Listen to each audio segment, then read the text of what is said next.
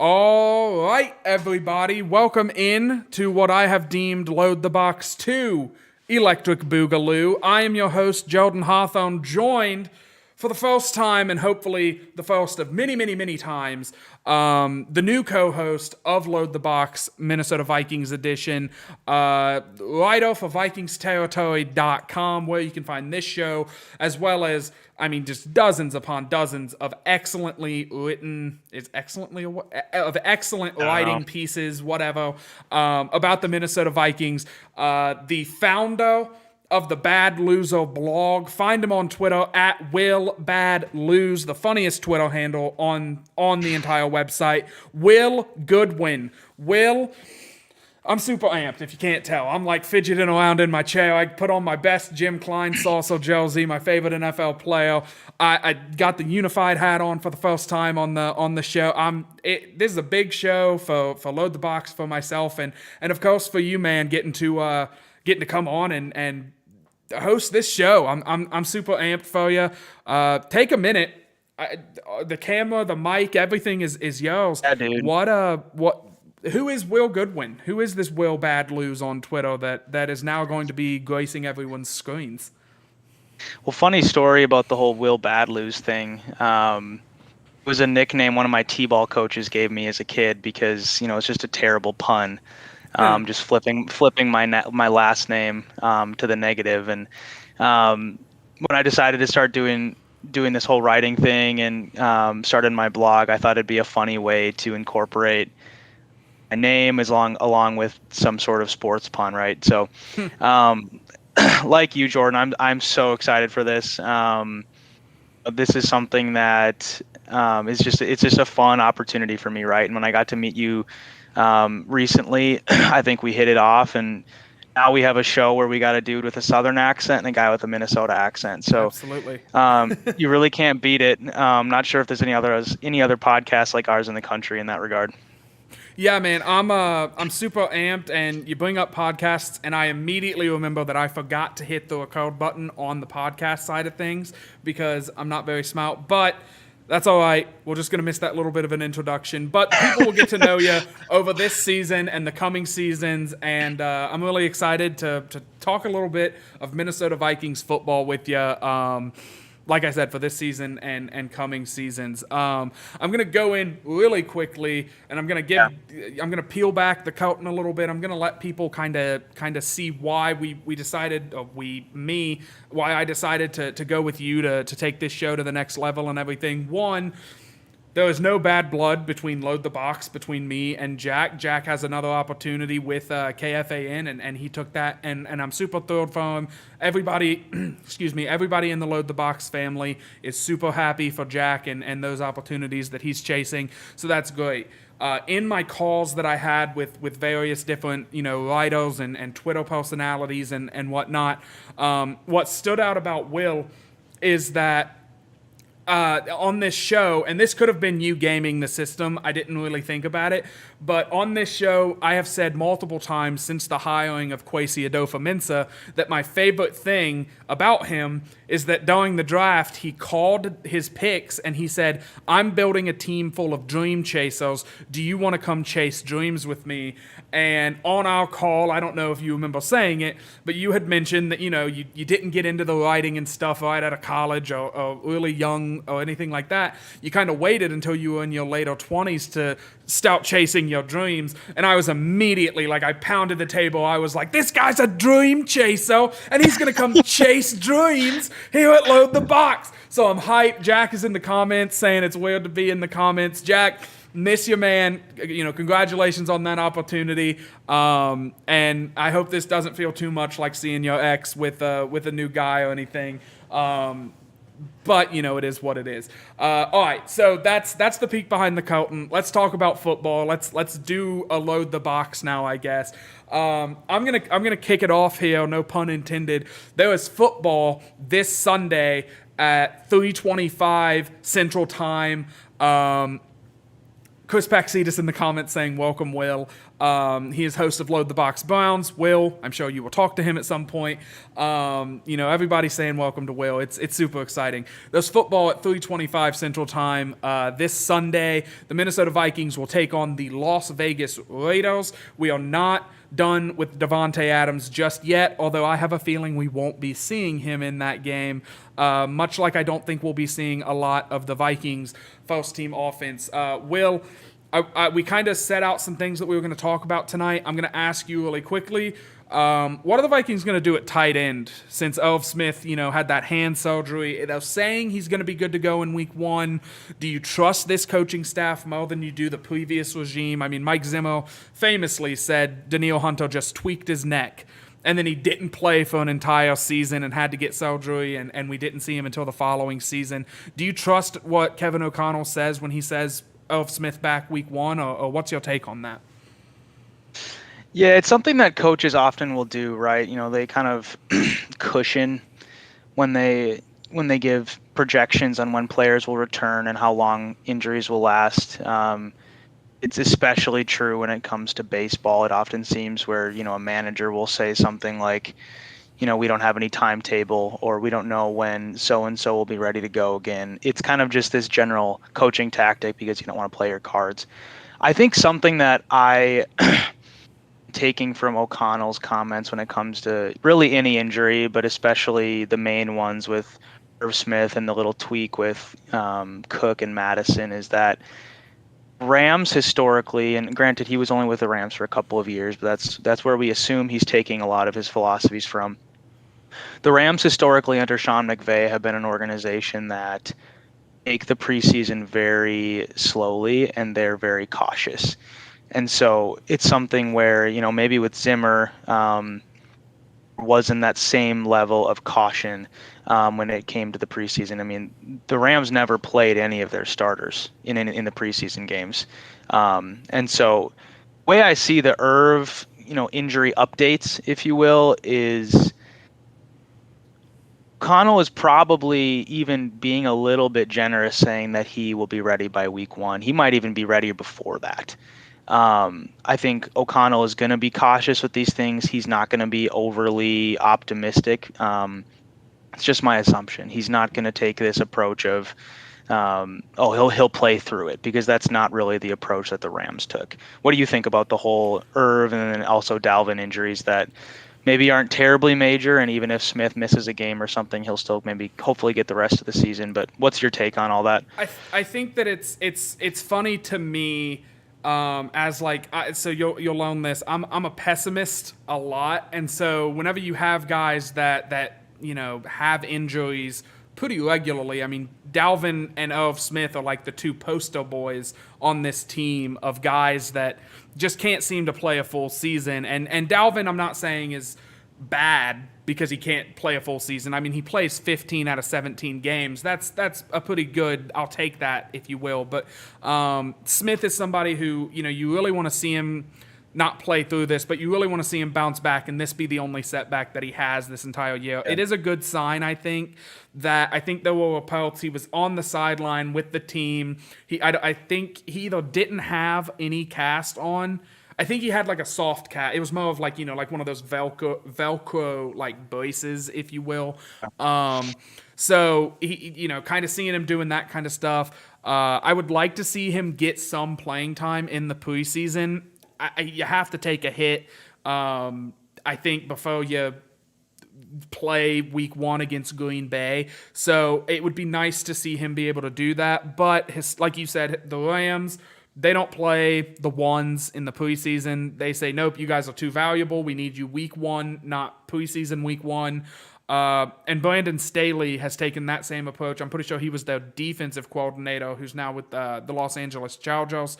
I heard a fun stat that I didn't realize. Justin Herbert never played in a preseason game, never taken a snap in one, which was surprising to me because, I mean, you would have thought his rookie season he would have maybe gotten some playing time, and he didn't. So the Dalvin thing is less concerning. It sounded like he just kind of tweaked it, throwing a stiff arm out. I think it's something that he probably would play through in the regular season. he might take his glove off like he did, I think, against Green Bay last season, where he fumbled, I think, twice and then took the gloves off and was like, I'm bail handing the ball, so I have more control over it. But I guess that the ultimate way to put it is with this new regime in place.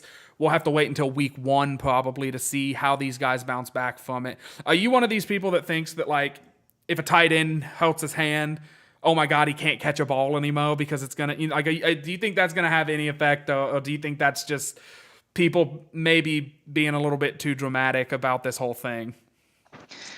I think from my experience being an athlete, I never played tight end, but from my experience being an athlete, when it's time to go, you're able to strap on the shoes and you're ready to go. Unless it's obviously so excruciatingly painful that you can't play. But a finger injury is one where, as long as it's not something where he's unable to move it and it's so painful, he should be able to catch the ball and do what he needs to do with the adrenaline pumping. And so I don't see that as a main concern. Honestly, the thing that I'm thinking about more with Irv Smith is, are we sure that he's tight end 1 material? He's obviously like got the talent, and he's been obviously highly touted, and he came from a football power, and he flashed moments in his first couple of seasons before the season-ending injury last year. But injuries have really stuck him on the bench a lot, and he hasn't been able to see the field as much as you'd like. And so, injuries aside, even moving forward, are we sure, that he has requisite skills to take himself to the next level and be our number 1 tight end option? That's something that I'm looking forward to. And kind of the other side of that, and then I'll let you counter, is we'll get to see now in the next few weeks how tuned in he is mentally. Because if he can't be on the field, and then he gets thrown in there week 1 and he's got to be ready to go, he's going to have to done his film study. He's going to have to have been present at practice, continuing to build chemistry with the quarterback and the other receivers and the offensive line without being on the field. So that's going to be an interesting thing to watch, what he looks like week 1, provided he is ready to go. Yeah, I think that I have those same questions, because really the only thing we know about him was he was a good tight end 2 under Kyle Rudolph. And I was one of the guys pounding the table that he should be tight end 1 and Rudolph should go down a peg, and we should just have them both out there all the time, running a 2 tight end set. But the season where he was supposed to break out, he has that knee injury. He doesn't play the entire season. So, but he was having a really good camp, right? And that's kind of, he's at this point, all he is a good backup who had a really good camp and everyone was really excited about. But I mean, come on, man. Everyone's been really excited about a lot of guys in camp, and then the regular season rolls around and they don't take that step. To not make this the entire, Irv Smith Jr. show, I do want to kind of maneuver a little bit to everybody's favorite conversation piece around the Minnesota Vikings, especially with Cousins at the helm. The offensive line, I feel like we all told ourselves it's okay, everything's fine. We got, we have Darrisaw, we have O'Neal, we have Ezra Cleveland, and we have Garrett Bradbury and maybe Ed Ingram. There are 2 holes on that line that are big question marks, and on a 5-man position group, if you will, that has to, in a group that has 5 starters, that's like almost half. So it's a little under half. Like, it's 2 out of 5. So, I just lost you in my. Oh wait, no, I didn't. Hang on. Can you speak really quick? Yeah, I'm still here. Okay. And my headset just said I disconnected, but then it said from my laptop. So I think my laptop just died upstairs. So I'm really sorry about that, little hiccups. But anyway, like, how much of a concern do you have hearing that Garrett Bradbury, who I own his jersey, it's up in my closet right now. It hasn't seen the light of day much in recent seasons, but hearing that he is again just not strong enough to contend with physical, mean defensive tackles, and then also, I mean, are you comfortable going into the season with a weak link center and also a question mark at that right guard position? What are your takes on both of those positions? I kind of lump them together because, offensive linemen, interior offensive linemen. What do you think the solution is if you were the GM or you were the coach? The head scratcher. I think if there was an answer, I think Kwesi would have figured it out by now. Yeah, I think when it comes to especially the right guard position, I think this has kind of become the consensus around the organization and around the media is that it's likely going to be Jesse Davis week one, the veteran from the Dolphins who had a solid 5 years with the team. Nothing crazy, nothing Hall of Fame like, but he's going to be serviceable and he's going to be able to provide some veteran leadership, which is going to be useful for this team. And again, this is not news to anybody, but Ed Ingram is likely going to be, hopefully, the one who surpasses and takes over that job. You can tell the way he carries himself. He's got swagger. He also has embraced the fan base completely. He was doing the skull chant with the fans at the night practice last night. So he's someone that I think is going to be, if there are any issues on the line in even week one, there's going to be people knocking on Kwesi's door, so to say, to get Ingram in there. I think honestly though, regardless of who starts at right guard, it doesn't matter if Bradbury can't block anybody. Yeah. I think that's the concern I have, and I think we're going to be in a tight spot if he can't, because Chris Reed has also been, rumored to be a potential backup at center, but he has very limited experience there, and the reports that we're getting from camp is that he's snapping the ball over people's heads, and again, he's never done it, so it's a new thing for him, and it's a whole new position. You have to be the second quarterback on the field as the center. So I think the Vikings are in a tough spot. I don't think that Kwesi and company would want to go out and sign a free agent like you mentioned before the show, J.C. Treader. Not that they wouldn't believe in him, but because it's another hit to the cap. It's another addition that crunches the roster, and you obviously want to make do with what you got. So I think that's something that they'd like to hold off on. What are your thoughts with this? It's a conundrum, right? I mean, because if you can't protect Kirk Cousins from Kenny Clark in week one, you're going to be in for a long Sunday. Well, I think that the solution to the center problem is the solution to the right guard problem is I think it's see how Jesse Davis plays, and if he's bad, for a month, then you see what you have in Ed Ingram. I'm a big Ed Ingram guy, but I'm a big any offensive lineman that is nasty and mean and finishes plays. And so Ed Ingram, I don't know. I have a history of being good at picking QBs, bad at picking O linemen. So my opinion doesn't hold much weight in that, which is shocking considering the look of me. I look like I should be playing at the offensive line position. But I think it's center. That like you said, it's the second quarterback of that offense. I mean, he's got to be the guy who's calling out all the blocks. And I will say, I think Garrett Bradbury is good at everything except for pass blocking. And with a guy like Cousins, who, don't get me wrong, he's no slouch when it comes to athleticism, but I think he is. And I'm a big Madden guy, so I love playing. I think Cousins has good speed, very low acceleration. It takes him a minute to get up to speed, but then once he's moving, he really moves. And that's a problem whenever you have some of the best defensive tackles in your division, or in the NFL that are in your division, and they're blowing your center directly back into you, and now you're running for your life. The play's blown up, and Cousins likes to stick to kind of the first lead or two, if you will. So all of a sudden now you kind of you're playing Patrick Mahomes, make it happen, pull the rabbit out of the hat, make a magic trick happen type of football. So it's kind of a catch-22, right? You can either have a guy who's good at everything except pass blocking, which is a really bad thing to be bad at for a center, but hey, he can snap the ball.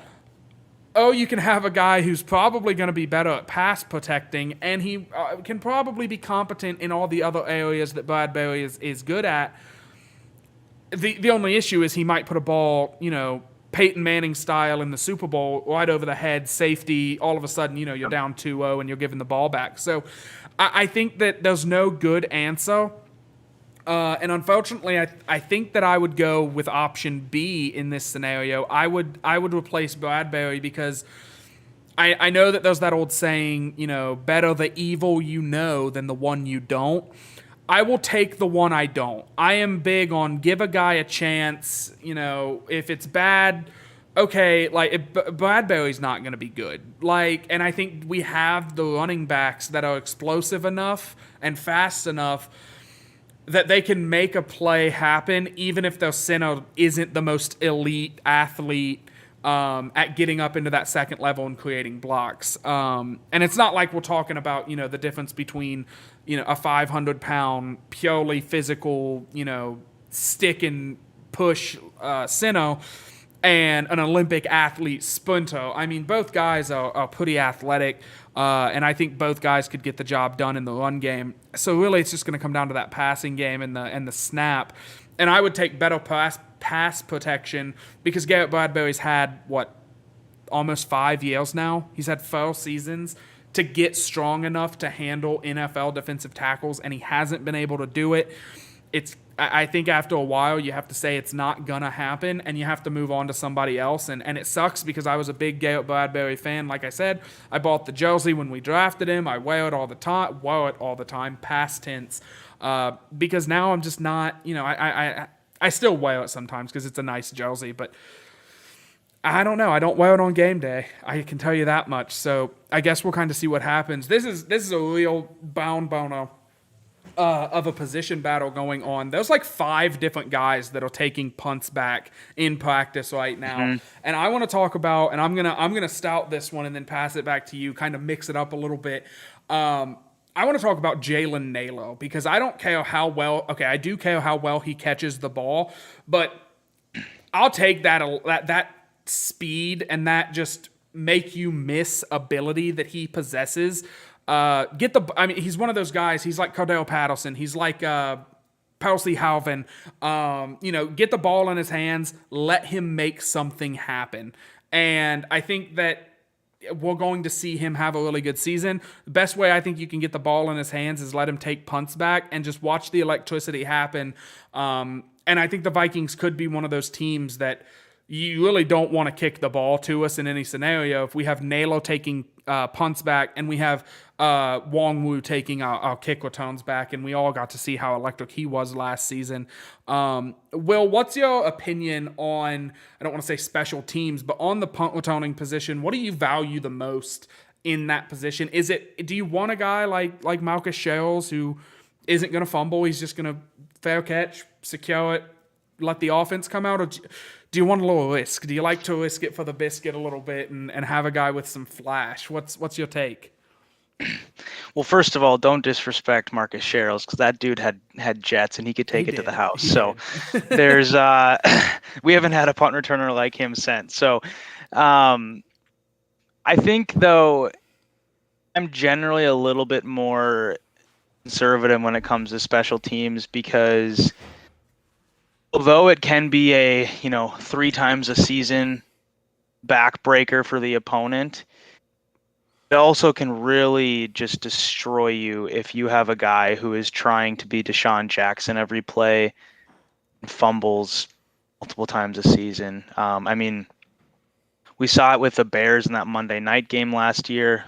They fumbled the punt. It was one of multiple turnovers they had that just derailed that game for them.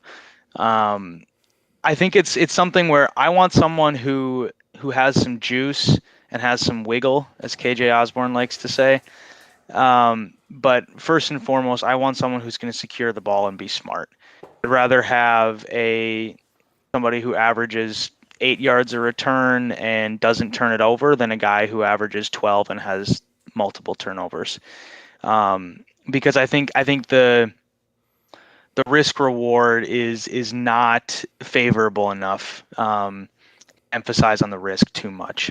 That said, I'd rather have Jalen Nailor or Ihmir Smith-Marsette back there because they have that juice and they have that shake ability. I mean, you see what they can do with the ball, and it's almost jaw dropping, the way they can shake in and out of conundrums. So that's kind of how I would see it. I'd rather be a little bit more conservative, but again, there's a different element. The one other thing that I did want to add there is I think the punt returner position is interesting in some regard because it's a wide open battle. There's reportedly 5 guys catching punts in practice, but I also think that the fact that they do have 5 guys catching punts in practice tells you that they haven't found their guy yet. Yeah. Meaning, doesn't really.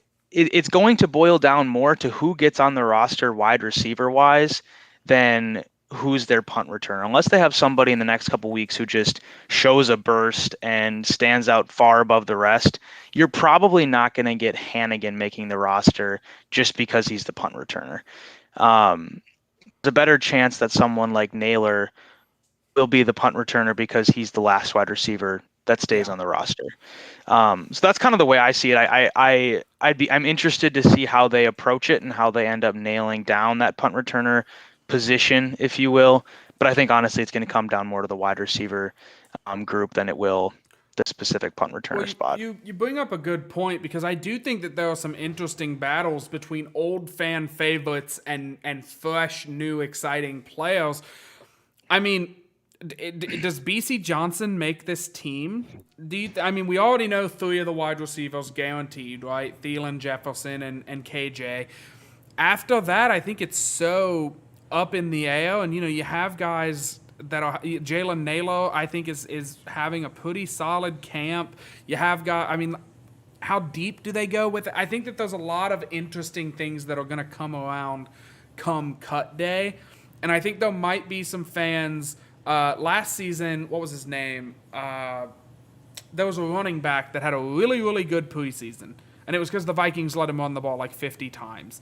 And I can't, AJ Rose. And we ended up, I think we put him on the practice squad, and I knew people that were like, why did we not keep him to be running back 3? He had a really good preseason, looked impressive, was breaking tackles and stiff arming, and he looked tough and he looked physical. Why didn't we keep him? And I think that that's going to be the position. I think we're going to be in that position whenever we see a guy like BC Johnson not make this team, or whenever we see a guy like, oh man, I forget his name. It's Tristan with an SH. Do you know who I'm talking about? I can't think of his last name for the life of me.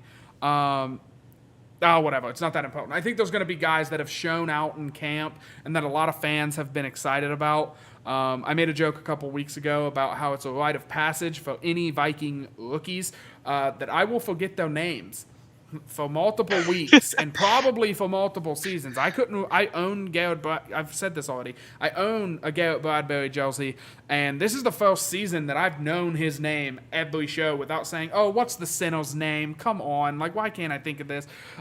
Just having those stupid moments, if you will. But I don't know who's some like. How many receivers do you think they're going to keep? What's your take on this wide receiver position? If that makes if that's a just talk about the wide receivers. Yeah, I think so. The way that I see it is, this is my hope, at least based on what I've heard from camp and based on track record, etc., and then also kind of the hypothesis we have of what O'Connell is going to bring for the offensive approach of a more pass-friendly offense, if you will. I think I'd like to see them keep 6, which is new for Vikings fans. Normally it's 4 at most. And I think I would rather keep Albert Wilson over BC Johnson, even though right now, based on the current depth chart, BC Johnson slides in at the 5th slot. Jalen Naylor's behind him at 6, and then Albert Wilson is number 7. The reason I prefer Wilson over BC Johnson is because you kind of know what BC Johnson is. He's kind of, he's average. He's smart. He's reliable-ish. He's not going to be someone who's going to have too many highs and too many lows. And he's somewhat, not really a veteran, but he's been around long enough to to have a good handle of the team, the locker room, the system, etc. I guess not this system because it's a new one, but a offensive system over someone like Jalen Naylor, who's a rookie. Where I'd see Wilson being a little bit more advantageous to the team would be he's got a lot more burst and he's got a lot more big playability. Granted, he's getting on in years a little bit. Some of that juice is probably fading away a little bit. BC Johnson's not going to be breaking screens for touchdowns. I think that's pretty clear. And if you're going to have someone who is potentially a punt return candidate in Albert Wilson, and B, someone who has the veteran status that he has, and he's been around a long time. He gets it. He knows how to work in an offense. And then of course, like I mentioned, his big playability. I want those things over just the steady Eddie in BC Johnson. So that's kind of what I'm thinking. 6 wide receivers. I definitely want to see Naylor make the team. I'd be very disappointed, honestly, surprised if he didn't. But I think that's very funny. That's how I see it. That I think it's funny the difference in what we think or what we want this coaching staff to do. But I think if Zimmer and Spielman were still here, it would be like, yeah, BC's going to make the team because they know what they're getting out of him, and there's no. I think that it's a really exciting time to be a Vikings fan, and I'm going to say this until probably the end of this season. It's exciting because we don't know a lot about this front office and this coaching staff and what they want and what they don't want, and I don't think that Kevin O'Connell is the kind of guy who wants I would say slightly below average wide receiver to be called upon. I think he would rather have the guy that has the opportunity to really blow up. One of the guys that I've heard solid enough things out of camp. I haven't heard that he's lighting it up, but it was Tristan Jackson. There it is. And that was the name that I thought it was Jackson, but have you seen the video of the Mets closing pitcher? Diaz. Edwin Diaz, yes. I got his name wrong earlier. I think I said Edwin Martinez instead of Diaz when telling someone about him, and I felt like an idiot for the rest of the day because I got a name wrong. And so I didn't want to do that a second time, so I made sure to Google it. But yeah, man, I think I'm gonna pass it off to you and let you get your final thoughts in, and then I'll get us ready to kind of get out of here. And then we'll talk to everybody next week. But go ahead, let's. I think we're ready to wrap up. Awesome. Yeah, I think just bringing it back to the top of the show, Jordan, when you talked about dream chasing, I think it's a funny idiom, and I think it's something that Vikings fans are going to carry from now until January when we play that final Week 18 game. Let's hope that Week 18 matters. And I think this is going to be a season with a lot of hope. And I think Vikings fans, and it happens with fan bases, right? When there's a lot of uncertainty and a lot of newness, you have this hope and you have this excitement. And I think it's welcome for Vikings fans who have kind of had the same old hat for the last number of years. And not that Zimmer and that regime wasn't successful, because they definitely were. But I think this new youth movement, if you will, in the leadership position is a welcome and exciting time for us as Vikings fans. And so I'm looking forward to it. I'm looking forward to this journey with you and documenting this hopeful and exciting season that we're starting upon right now. Yeah, I hope this is a good season because this show is a lot of fun when we're like in the playoffs and contending for the playoffs and all of that. It gets difficult to like text each other and say, what do you want to talk about this week? Well, we've lost 6 straight. Greg Joseph can't make a kick to save his life. Like, it gets difficult. You really got to power through at times. But, Will, man, and I'm going to say this on air because I 100% mean it. I think we had a great first show here. Like you said, I'm excited to document this. I'm excited to talk to you. I mean, regularly about the Vikings. You know your stuff, and that was, I think I said that to you. That was one of the most important things was your stuff, and you seem passionate about the team, and you seem just like a stand-up guy.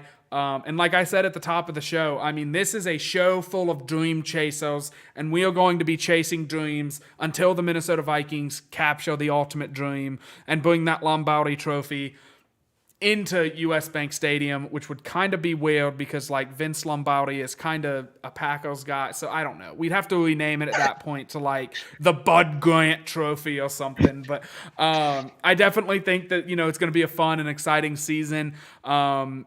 I will say, I hope we either are like a 2-win team or a 15-win team, because I don't want to be in the middle seasons are the ones that drag. But if we're really bad, then we can have a lot of fun just getting on here and taking out our anger, and it's a good way to vent. It's a really good way to vent. But make sure to subscribe to the show on YouTube. Make sure to look up the show. I have to start saying this again. Wherever you get your podcasts, Spotify, Apple Podcasts, Google Podcasts, whatever. Subscribe to us there. I already said the YouTube. Follow us on Twitter at LTB Vikings. Check out VikingsTerritory.com, where you can see Will and a ton of talented other Vikings writers, if you will. I'm trying to think of like big brain tome, if you will, but I've said if you will way too much this show. I got a lot to work on. I got to watch the tape on this episode, but make sure to head on over to Vikings Territory. Check out Will's stuff. Check out all the other guys' stuff as well. Follow Will on Twitter at WillBadLose. One more time, that is at WillBadLose. We'll be back next week with another show. Talking about the preseason game, because again, there was Vikings football on Sunday. I think we're all super amped. We're all super excited about watching. I mean, we didn't even get a chance tonight to get into Kellen Mond versus Sean Mannion, the QB battle of the century. Every Vikings fan's favorite position, the backup QB. So I think we'll be talking about that next week, how he looked. We'll be talking about, backup pass rush. There's a lot of backup conversations in the preseason, but that's all from me. That's all from Will. Follow the Twitter to find out when the next show is going to be, because I think it's going to be a little hectic getting it all scheduled. But other than that, I'll leave you with what we always leave you with here at Load the Box, and that is a Skol as always.